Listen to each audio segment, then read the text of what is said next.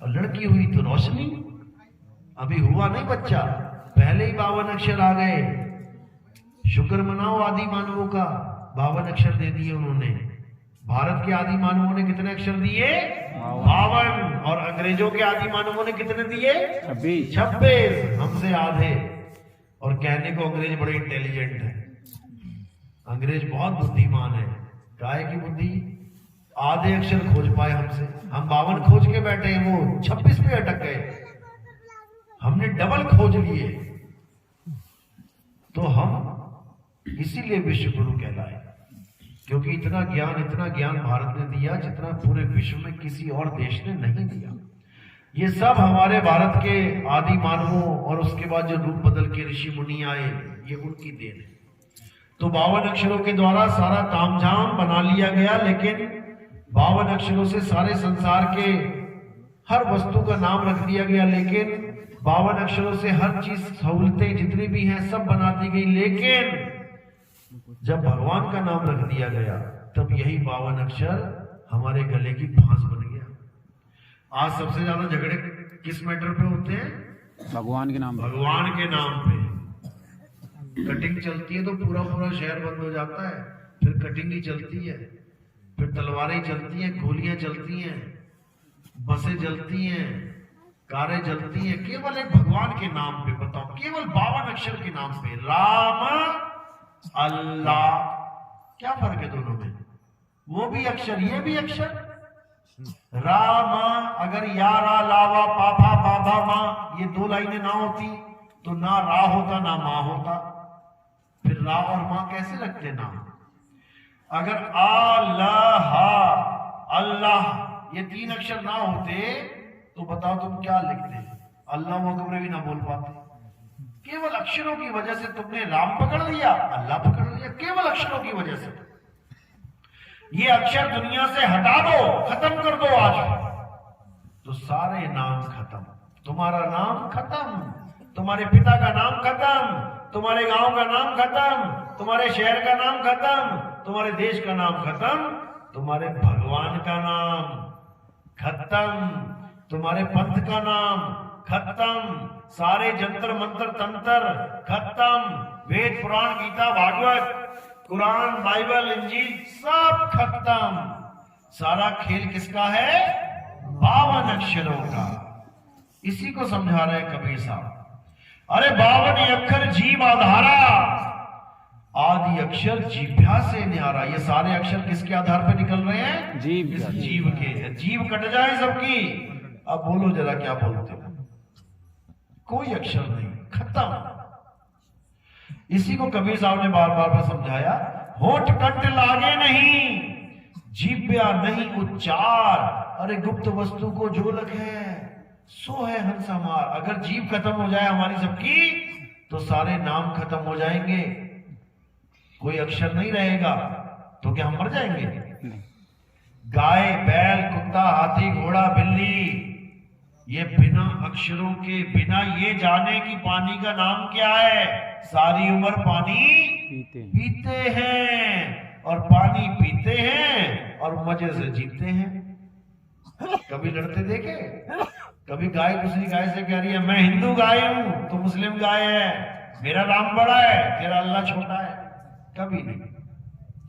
अगर जानवरों में झगड़ा है तो केवल अस्तित्व का। कुत्ता कुत्ते का बैरी है, ओए मेरी गली में कहां से आ गए तुम, अब काट के ही भगाएगा दूसरे। एक शेर दूसरे के एरिया में आ जाए तो मार के ही भगाएगा। अस्तित्व का झगड़ा है, खाने पीने का झगड़ा है। बंदर को केला दिया, 10 बंदर है, एक केला फेंका, अब देखो हाल उनका, मैं लूंगा मैं लूंगा मैं लूंगा। कभी धर्म के नाम पे कोई झगड़ा नहीं है, जात पात के नाम पे कोई झगड़ा नहीं है। कोई कुत्ता नहीं कह रहा ओए मैं ब्राह्मण कुत्ता हूं, मैं ऊपर बैठूंगा तू नीचे बैठ, तू शुद्ध कुत्ता है, कोई नहीं बोलेगा।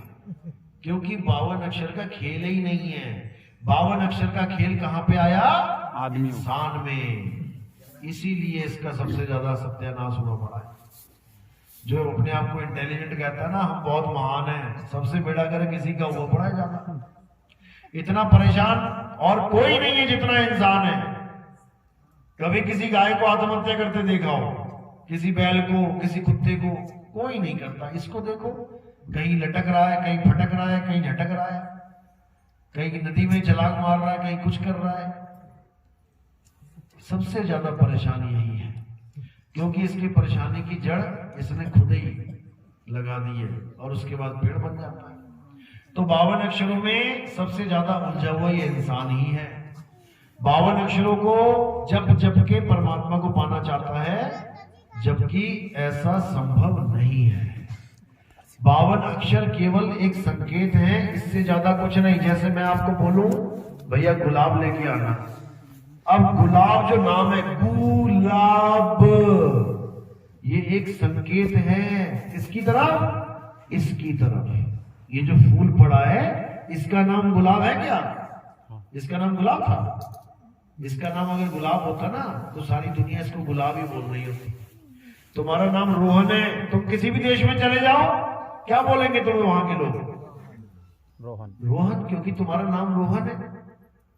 इसका नाम गुलाब होता तो सारी दुनिया इसे गुलाब बोल रही होती, लेकिन कहीं पे इसको रोज बोला जाता है। तो नाम कैसे बदल गया? क्योंकि इसका कोई नाम है ही नहीं। ये तो हमने रख दिया, हिंदुस्तान में रख दिया गुलाब, अंग्रेजों ने रख दिया रोज।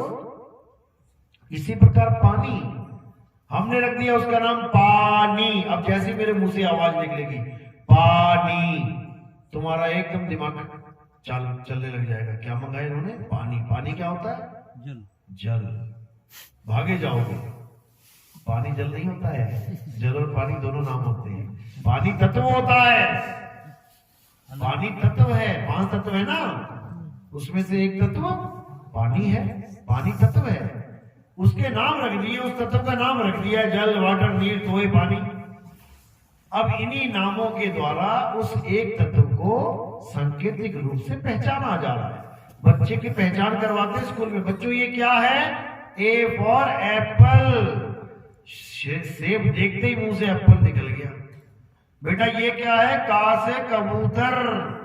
अगर कौवा होता तो कबूतर बोलता कोई उसे? क्योंकि पहचान लिया उसको कि ये कबूतर ही है, कौवा नहीं है। यानी तत्व को पहचान लिया और उसके नाम से उसको बोल दिया। इसी प्रकार जो परमात्मा नाम रखा गया, अल्लाह वाहिगुरु गॉड नाम रखा गया, ये तत्व का नाम रखा गया। एक ही तत्व का नाम है अल्लाह वाहिगुरु गॉड, भगवान, एक ही तत्व का। लेकिन उस तत्व का ज्ञान ना होने के कारण सब नामों में उलझ गए और झगड़ा कर रहे हैं। एक कह रहा है गला केवल पानी गीला कर सकता है, जल से कुछ होने वाला नहीं है। दूसरा कह रहा है अरे तुम्हारा पानी और जल गया तेल लेने, केवल वाटर ही गला गीला कर सकता है, केवल वाटर। अच्छा, वाटर में कुछ नहीं कर सकता, केवल और केवल नीर, उससे गला गीला होगा। अब सारे झगड़ रहे हैं आपस में, लठ मारी होगी, गोलियां चल गई, मारो मारी हो गई। इतने में एक ज्ञानी पुरुष आया, भैया लड़के हो रहे हो, अरे ये कह रहा है जल छोटा है, पानी बड़ा है, पानी बड़ा है, नीर छोटा है, नीर छोटा है, वाटर बड़ा है, झगड़ा कर रहे हैं। अरे भैया झगड़ो मत, अपना अपना ले आओ, तुम पानी ले आओ, तुम अपना नीर ले आओ, तुम वाटर ले आओ, तुम वो ले आओ। अब जब लेके आए मेज पे रखा, तब क्या समझ में आया? अरे भाई तू इसको वाटर कह रहा था क्या? यही तो पानी है। अच्छा तू इसे जल कह रहा था, भाई यही तो नीर है। वहां पर तत्व बीच में रखते ही झगड़ा शांत हो गया। झगड़ा किसका था? केवल नाम का। ये मंत्र जपोगे तो मुक्ति नहीं होगी, ये वाला जप लो मुक्ति हो जाएगी। अच्छा, ये वाला कहां से? आसमान से टपका गया? सारे कहां से आए? 52 अक्षरों से। तो कबीर साहब यही समझा रहे हैं, 52 अक्षर जोड़े आन और सकियन अक्षर एक पहचान। उस एक अक्षर को नहीं पहचान पाया जो सारे 52 को पैदा कर रहा है, उसको जान ले। वही एक अक्षर है जो आ से लेके ज्ञा तक उसी की वजह से मुंह से निकल रहे हैं। देखो आ आ ई उ का खा गा कैसे निकल रहे हैं? किसके कारण? आत्मा के कारण। अभी आत्मा आत्म अक्षर अलग हो जाए, सारे अक्षर खत्म हो जाएंगे। अब सारे नाम, सारे मंत्र, सारी जात पात, सारे धर्म, ये सब अक्षरों का ही खेल है और इन अक्षरों को त्याग देना है।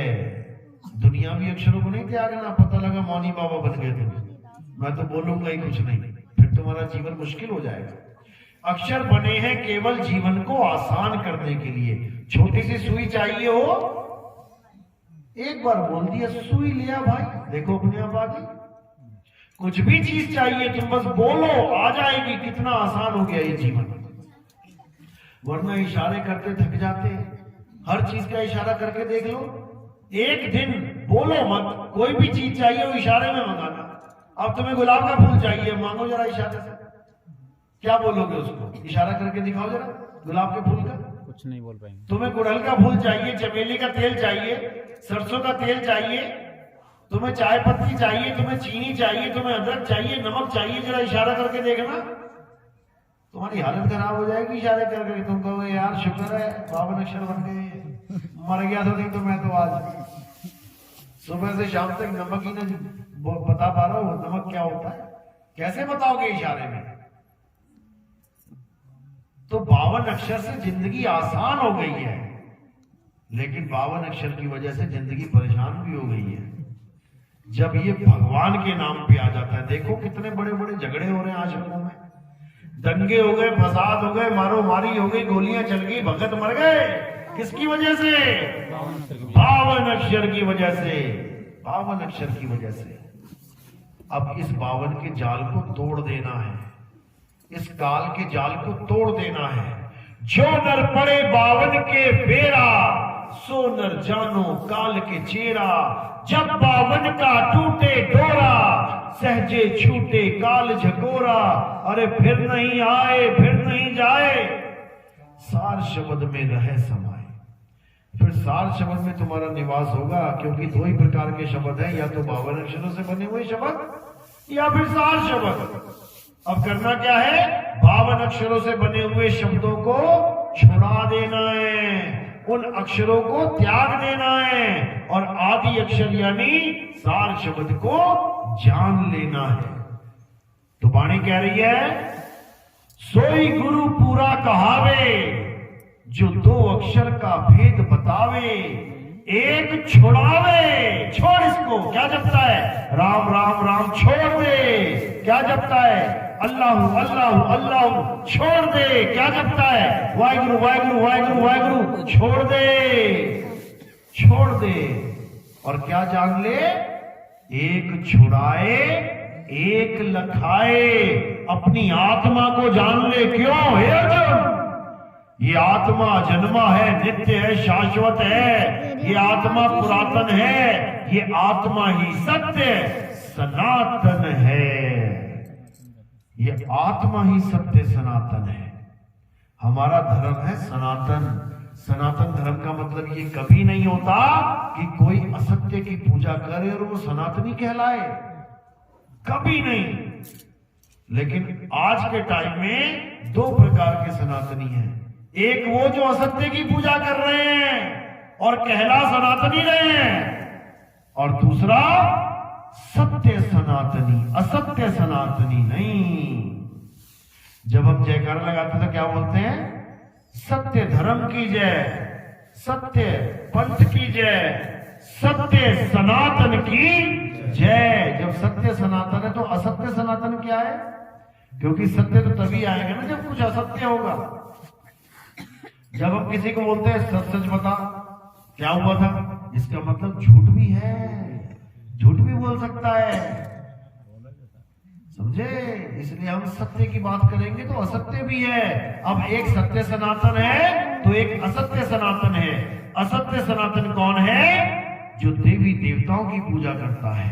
कोई भी देवी देवता हो, यानी शरीर, जो शरीरों की पूजा करता है वो असत्य की पूजा करता है। क्योंकि हे अर्जुन, शरीर असत्य है।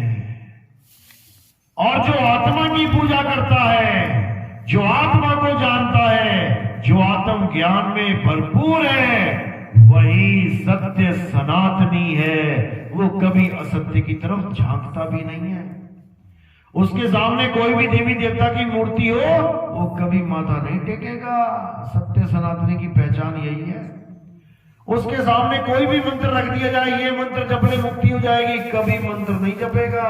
उसको पता है ये मंत्र सब झूठ है, तंत्र मंत्र सब झूठ है, इनमें न भर में कोई, और सार शब्द जाने बिना कागा हंस न होए। ये जितने भी जंत्र मंत्र तंत्र हैं, ये सब 52 अक्षरों का खेल है। 52 अक्षरों के द्वारा सारे मंत्रों को बनाया गया, लेकिन जिसने 52 को बनाया उसको नहीं जान पाया। दिया किसी ने जलाया, दिया सबने देखा, सबने दिए को माथा टेका, अरे जिसने दिया जलाया उसे कोई जान नहीं पाया। किसने दिया जलाया? आत्मा ने। बिना आत्मा के दिया जला के दिखाए कोई? मंदिर में पूजा कर रहे हो, पूजा कौन करवा रहा है? किसकी वजह से पूजा कर रहे हो? आत्मा की वजह से। सामने भगवान की मूर्ति है, पूजा करते करते, आरती गाते गाते, चालीसा गाते गाते बीच में अटैक हो गया, चालीसा भी पूरी न कर पाए। किसकी वजह से पूरी होती? आत्मा की वजह से। भगवान तो सामने है, वही पूरी करवा के दिखा दे। भगवान पूरी नहीं करवा पाया, आत्मा पूरी करवा देती। नमाज पढ़ने गए, नमाज पढ़ते पढ़ते अटैक हो गया, गिर गए। अल्लाह नमाज पूरी नहीं करवा पाया, आत्मा पूरी करवा देती। तो जो सारे काम करवा रही है उसको जानता नहीं है, और जो खुद का भगवान बना के बैठाया उसकी पूजा कर रहा है। जिस भगवान को आत्मा ने बनाया उसकी पूजा कर रहा है, और जो आत्मा जिसको कभी अस्त्र शस्त्र कोई काट ही नहीं सकता उसको जानता नहीं है। जिस राम भगवान ने जल में समाधि लेके शरीर का नाश करवा लिया, जिस कृष्ण जी के पैर में तीर लगा और शरीर का नाश हो गया, उसकी पूजा कर रहा है। और जिस आत्मा के कोई तीर लगे ही नहीं सकता, अग्नि जला नहीं सकती, वायु सुखा नहीं सकती, जल भिगो नहीं सकता, उसको तू जानता नहीं है। यानी उल्टी गंगा बह रही है। अब करना क्या है? अध्याय 3 17वां श्लोक पढ़ो, क्या लिखा है। गीता क्या कहती है? अध्याय 3 में क्या बोल रहे हैं? हे अर्जुन, जो अपनी आत्मा में रमण करता है, जो अपनी आत्मा में तृप्त है, जो अपनी आत्मा में संतुष्ट है, उसके लिए कोई धार्मिक कर्म कर्तव्य लागू ही नहीं होता। वो सारी उम्र मस्जिद ना जाए अगर मुसलमान है तो, वो सारी उम्र मंदिर ना जाए अगर हिंदू है तो, वो सारी उम्र गिरजाघर गुरुद्वारे ना जाए अगर ईसाई है या सिख है तो, तब भी वो दुनिया का सबसे बड़ा धार्मिक आदमी कहलाएगा। उससे बड़ा धार्मिक कोई होगा ही नहीं, क्योंकि कृष्ण जी ने यही समझाया है, लेकिन किसी को समझ नहीं आया। कृष्ण जी के मत्थे टेकने में लगे हैं, सुबह भी शाम भी दोपहर भी, सुबह भी शाम भी दोपहर भी, और जो वो बता रहा है वो तुम्हें पता नहीं है, वो मानोगे भी नहीं, पता भी लग गया तब भी नहीं मानोगे। यानी एक पिता की ऐसी औलाद पैदा होगी, बड़ी मिन्नत मांग मांग के, मन्नत मांग मांग के, 10 साल मन्नत मांगता रहा, तब जाके एक औलाद पैदा हुई। बड़ा खुश हुआ, लड्डू बांटे। बच्चा धीरे धीरे बड़ा हुआ, उसको पता लगा पापा के पैर छूते हैं, पैर छूना शुरू कर दिया, और खुश, क्या संस्कारी बेटा आया है। सुबह दोपहर शाम 3 बार माथा टेकता है, वाह। लेकिन पिता जब भी कोई काम बोले तो काम सुने ना, माथा टेक के चला जाए, खा पी के शाम को फिर आके फिर माथा टेक के सो जाए। बस माथा टेक के चला जाए, खा पी के माथा टेक के सो जाए, करते करते बूढ़ा हो गया।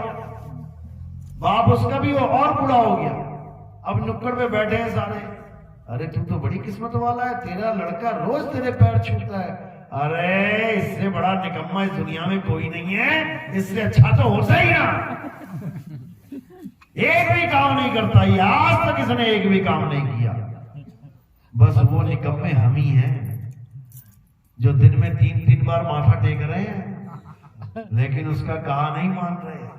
कृष्ण जी कह कह के थक गए, हे अर्जुन, तू और मैं ये शरीर नहीं है, तू और मैं आत्मा है। ना तू शरीर ना मैं शरीर, कह तो दिया, माना किसने? अभी कहो कृष्ण जी की फोटो बनाओ, देख तेरे को शरीर बनाने लग जाएंगे। अरे वो शरीर है ही नहीं, वो शरीर है ही नहीं। वो कौन है? आत्मा है। अब मैं कहूं आत्मा की फोटो बनाओ जरा, बनाओ जरा। क्या फोटो बनाओगे आत्मा की? कृष्ण जी की कोई फोटो बना ही नहीं सकता। कृष्ण जी के शरीर की फोटो बन रही है, करंट की कोई फोटो बना ही नहीं सकता। पंखे की फोटो बन रही है और पंखे को करंट मान के पूज रहे हो, जय करंट देवा, जय करंट देवा। करंट है नहीं उसमें, करंट उसमें है नहीं और करंट देवा की पूजा चल रही है। कृष्ण उसमें है नहीं और कृष्ण जी की पूजा करके आ रहे हो। वाह भाई वाह भाई वाह। यही समझा रहे हैं कृष्ण जी कि हे अर्जुन, जो अपने जीवन काल में आत्म सत्ता को जान जाता है, आत्म ज्ञान को जान जाता है, वही परमात्मा को प्राप्त करता है। और जो अपने जीवन में पूरा जीवन बीत गया, बुढ़े हो गए, मरने वाली हालत हो गई, जो अपनी आत्मा को ही नहीं जान पाया, जो सबसे करीब है। मंदिर तो फिर भी गांव के नुक्कड़ पे है, जाना पड़ेगा। कब जाओगे? जब तक पैर सलामत है। और बिस्तर पे पड़ गए तो? जब बिस्तर पे पड़े रह गए तो कैसे जाओगे? लकवा मार गया, फिर क्या करोगे? फिर कैसे जाओगे?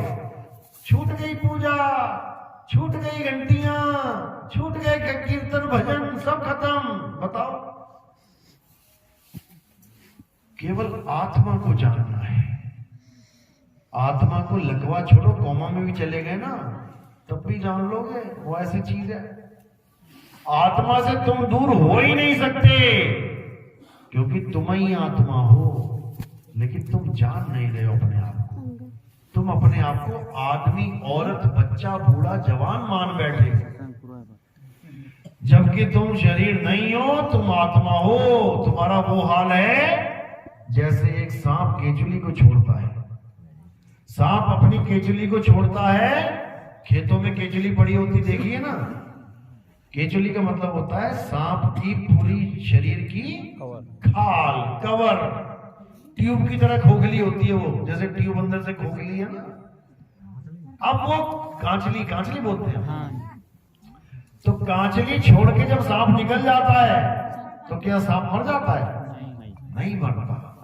बस इसी प्रकार तुम भी कांचली छोड़ रहे हो। तुम्हारी कांचली कहाँ है? ये है तुम्हारी कांचली। एक कांचली छोड़ी, दूसरी पकड़ ली माँ के गर्भ में जाके, फिर निकल आए बाहर। फिर छोड़ी, तीसरी पकड़ ली माँ के गर्भ में जाके, फिर निकल आए बाहर। कहां से आए तुम लोग? कहां से आए सारे? माँ के गर्भ से फैक्ट्री लगी है गर्भ में, और प्रोडक्ट ये बैठे हुए सारे बना बना के निकाल रही है। दिन तेरी को, दिन तेरी को, दिन रात ये फैक्ट्री लगी हुई है। इसी को कुंभी नरक कहते हैं।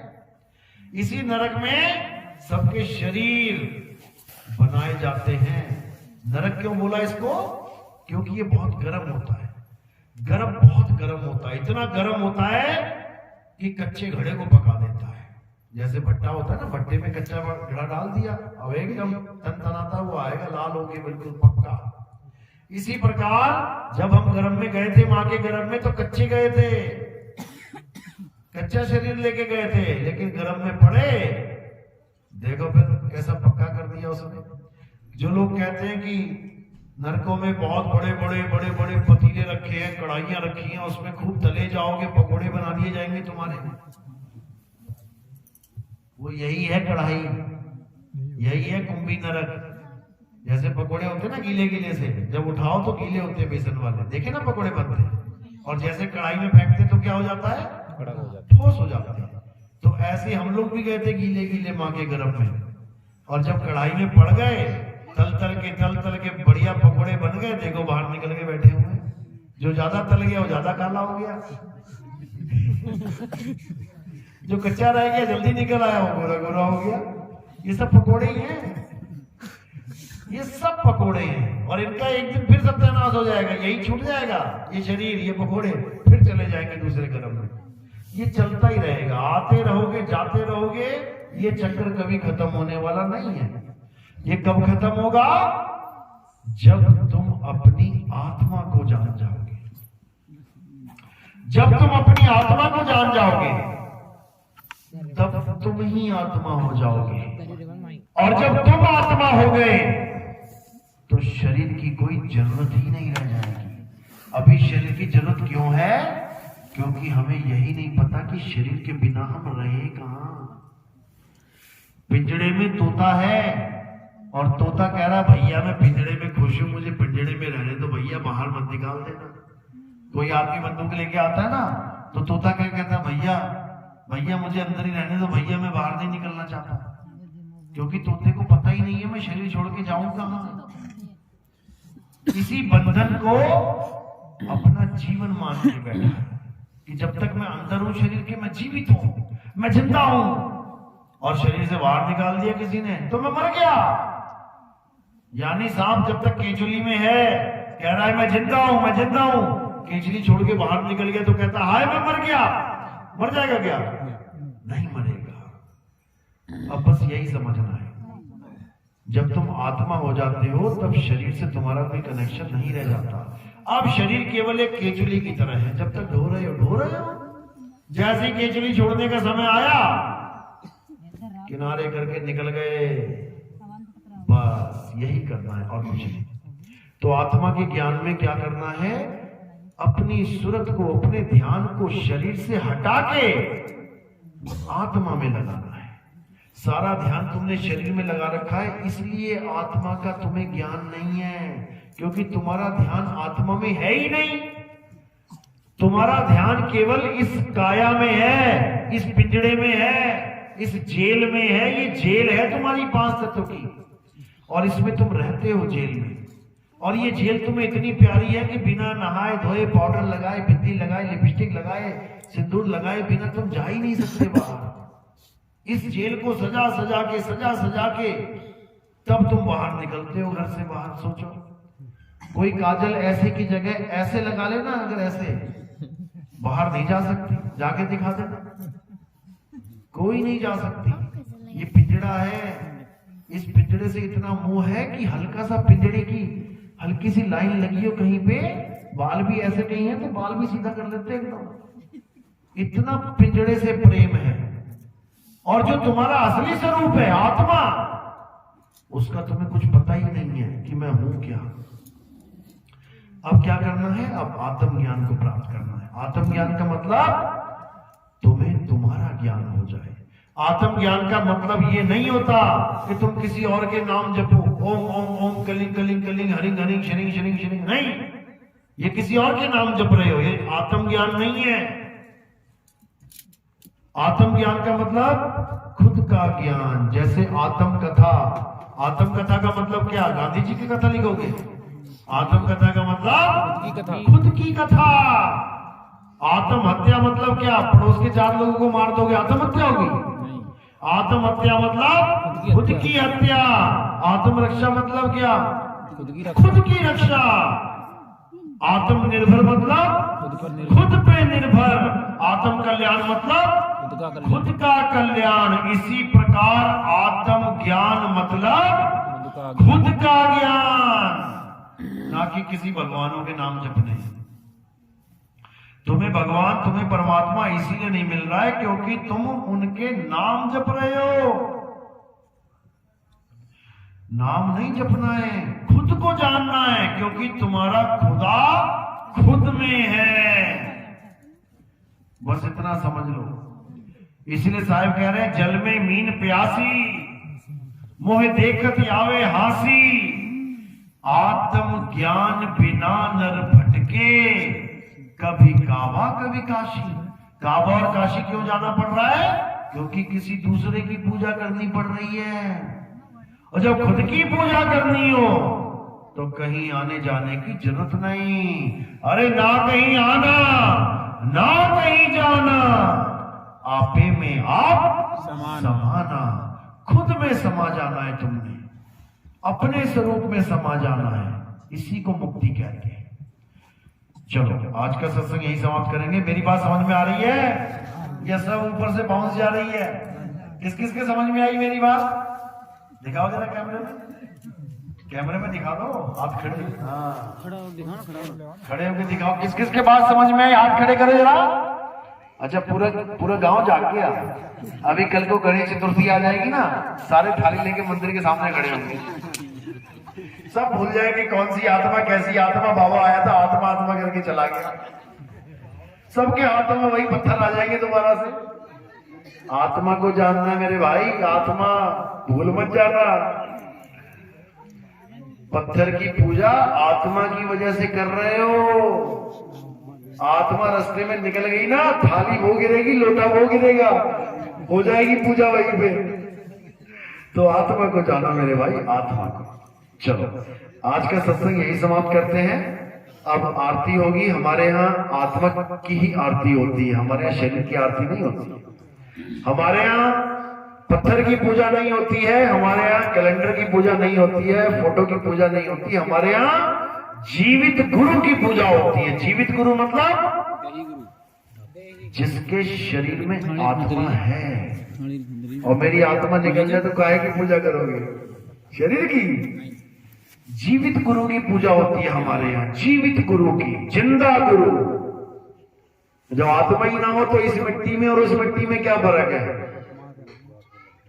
तो जीवित गुरु की आरती होती है। गुरु को कीजिए दंडवत और कोटि कोटि प्रणाम, कीट न जाने भृंग को गुरु कर ले आप समान।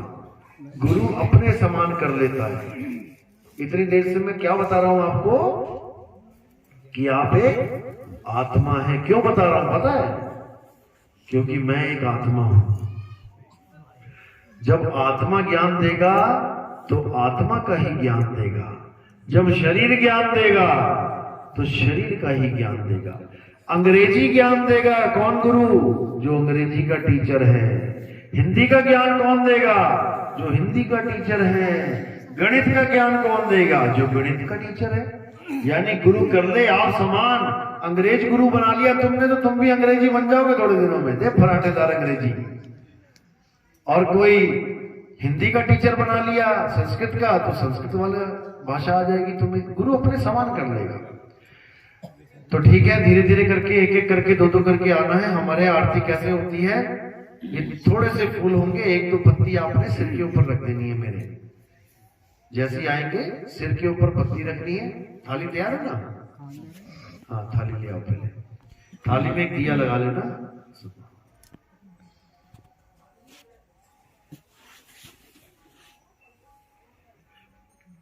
दिया संकेत होता है ज्ञान का। दिए से क्या दूर होता है? अंधेरा। अंधेरा किस चीज का है? इतनी रोशनी जल तो रही है। अज्ञान का। असत्य यानी कि अज्ञान का अंधेरा होता है। और दिया जब जलता है तो अज्ञान खत्म हो जाता है। ये केवल संकेत है। भगवान को दिए की जरूरत नहीं है कि भगवान अंधेरे में बैठा और तुम दिया जलाओगे तो भगवान को लाइट हो जाएगी। वो केवल एक संकेत है और कुछ नहीं है। और दिया कभी भी जलाना हो तो जीवित गुरु के आगे लगाया जाता है, क्योंकि ये ज्ञान कौन दे सकता है? जीवित गुरु। एक मूर्ति के आगे बैठ जाओ तुम, सारी उम्र बोलते हो भैया कुछ ज्ञान दे दो यार, भैया कुछ ज्ञान दे दो, मिलेगा क्या? लेकिन लोग मूर्ति के आगे दिया जलाते हैं। बिल्कुल गलत है। मूर्ति के आगे दिया जला के रख देते हैं, उसके बाद क्या होता है? सुबह तक उसमें 25-30 लाशें पड़ी होती हैं। छोटे छोटे कीड़े आए, मर गए बेचारे। बताओ, अच्छे खासे घूम रहे, तुमने बीच में दिया जला दिया। उनकी मौत का जिम्मेदार कौन है? तुम ही हो। करने चले थे पुण्य और कमाल आए पाप। अब उनका हिसाब किताब देना पड़ेगा तुम्हें। तुम्हें भी दिए में डुबो डुबो के मारा जाएगा। जो तुमने देसी घी में डुबो डुबो के मारा ना उन कीड़ों को, तुम्हें भी उसी देसी घी में डुबो डुबो के मारा जाएगा। गरीबदास जी ने महाराज ने तो ये तक कह दिया कि जो तुम एक बार घंटा बजाते हो तुम लाख जीवों के हत्या के पापी हो जाते हो। घंटा बजाने से कितने जीव मरते हैं पता है? बहुत जीव मर जाते हैं, क्योंकि घंटे पे चिपके होते हैं लोहे पे छोटे छोटे छोटे जीव। जब आपस में टन होती है तो इतनी ज्यादा गूंज निकलती है कि उससे पूरे वातावरण के सारे जीवाणु विषाणु सब धरे के धरे मर जाते हैं उसी से। ये सब पाप में ही आता है। हिसाब किताब लगाओगे तो ये पाप है। वैसे बना दिया कि हाँ घंटा बजाओ। क्यों बजाओ? कोई सो रहा हो तो बजाऊं मैं। कुंभकर्ण को जगाने के लिए घंटे बजाए जाते थे, शहनाइयां बजाई जाती थी, नगाड़े बजाए जाते थे। भगवान कोई सो रहा है क्या अंदर? आंखें खुली तो है मूर्ति की, आंखें बंद तो समझ में आता है, घंटा बजा दिया भगवान जागेगा। बजाते क्यों है ये भी नहीं पता लोगों को, क्यों बजाते हैं, कारण क्या है? नहीं पता। बस बजाना है। लटका हुआ है तो बजा देंगे, नहीं लटका हो तो कोई बात नहीं। भाई पता तो लगे बजाना क्यों है, ये रीति कहां से आई है। पाखंडी धर्मगुरु। बिल्कुल, लेकिन लोग नहीं समझ रहे हैं। लोगों को बस एक भेड़ चाल है कि बस चलते जाओ चलते जाओ, सवाल मत करना। जो सवाल करता है सारी भेड़ें मिलकर उसको मार देती हैं। सवाल नहीं करना, बस भेड़ चाल में चलते जाना, यही जीवन है। पर ये जीवन नहीं है। वो भेड़ें कुएं में गिर रही हैं और सारी भेड़ें एक दूसरे के पीछे कुएं में गिर रही हैं। अब जागना है, अब आत्म ज्ञान को जानना है। जड़ वस्तुओं का ज्ञान बहुत कर लिया, जन्मों जन्म बीत गए, सतयुग बीत गया, द्वापर बीत गया, त्रेता बीत गया, आज भी वही पकड़ के बैठे हुए हैं, तो कुछ होने वाला नहीं है। आ जाओ। बोलो सतगुरु नितिन साहेब जी की जय, नितिन साहेब जी की जय, सतगुरु नितिन साहेब जी की जय।